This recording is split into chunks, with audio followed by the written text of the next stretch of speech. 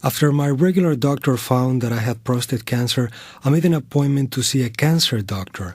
I asked my grown son to go to the appointment with me so he could ask questions and also help me to remember what the doctor said.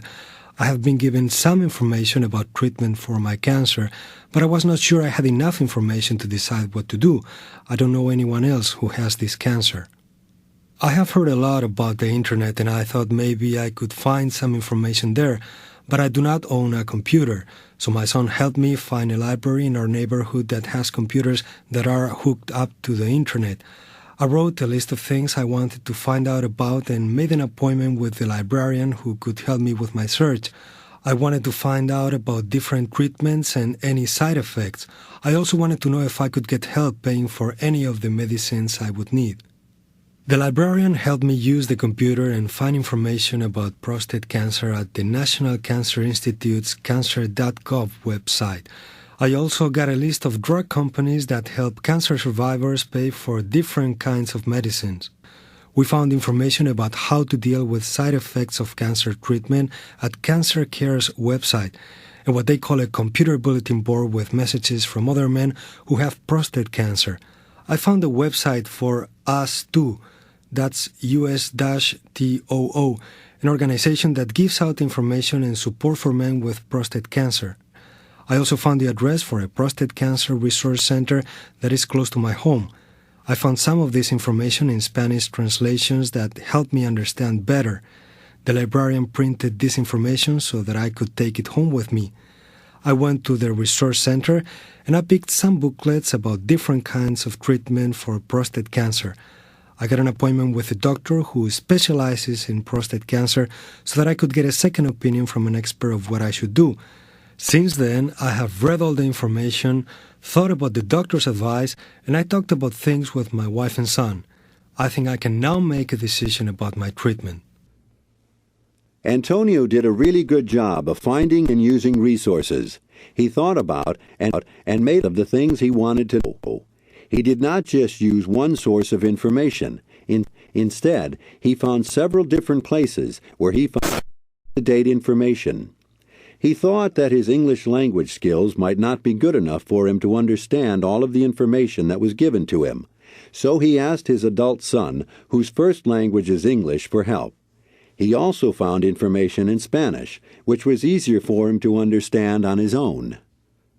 After hearing Antonio's story, take a few minutes to think about how you can use what Antonio learned about his cancer and the treatment options he had. Why not make a list of the resources that you could use and the people who you might be able to depend upon for help? Do you know what resources your local public library has to offer? Do you or a family member or friend have access to the Internet? Is there a bookstore in your community that sells cancer-related books?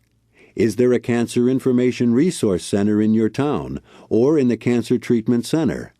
Is there a family member who can go to the doctor's appointments with you? You might not need to use your resource list right now, but sometime in the future, your list of ideas might be really helpful, since there are important decisions to make all along the way. Now, let's hear from Lloyd, a retired Iowa farmer who is 67 years old. Lloyd has just finished treatment for lung cancer. Because of his disease and the kind of treatment he has had, Lloyd has a different set of information needs that he can share with you. When I was diagnosed, I knew that lung cancer can be pretty bad, but I have also learned that maybe the treatment for my kind of cancer is much better now than it was even just a few years ago. My son is an oncology nurse. He specializes in taking care of people with cancer, people like me. So I am lucky to have a close family member who is really an expert in cancer treatment. He helped me get the very latest information before I decided which treatment to have. I've never been much at reading books, and I don't know anything about computers or this internet I've heard about. I don't think I have ever been in the library downtown. So my son helps me find information that I can understand. He has brought me booklets from the National Cancer Institute and the American Cancer Society. My son does have a computer, and he is very good at finding things that way. My son found a special lung cancer website on the Internet. In the free time that I have now, I have even started to learn to find things on the internet myself. My son introduced me to the dietitian at the Cancer Treatment Center. She has really helped me with my diet, to find foods and even recipes that my wife can fix that I'll want to eat. I'm tired a lot, too. I now know that many people feel this way after cancer. The oncology nurse at the clinic and the physical therapist have helped me to rethink my daily routine, and I have begun to schedule my day in different ways to take advantage of my energy and let me rest when I need to. Even though I have been handed a tough thing, at least with what I've learned, I feel like I have some control over my life again. I have made the decisions about my treatment. I know, or at least know, that I can find out what to expect. Somehow, knowing makes things easier. Lloyd's story is quite a bit different from Antonio's, isn't it? But it is interesting that both men seem to have a lot of hope, though they hope for different things. Lloyd knows his prognosis is not a good one, but he is hopeful that he will be comfortable and that the quality of his life will continue to be good. Like Antonio, Lloyd is clear about the kinds of information he wants to find.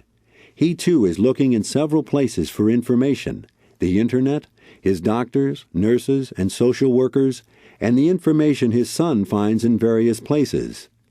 Now let's hear from another cancer survivor, Gloria, who is 47 years old. Gloria went from worrying about her cancer to regaining a sense of control over cancer through information.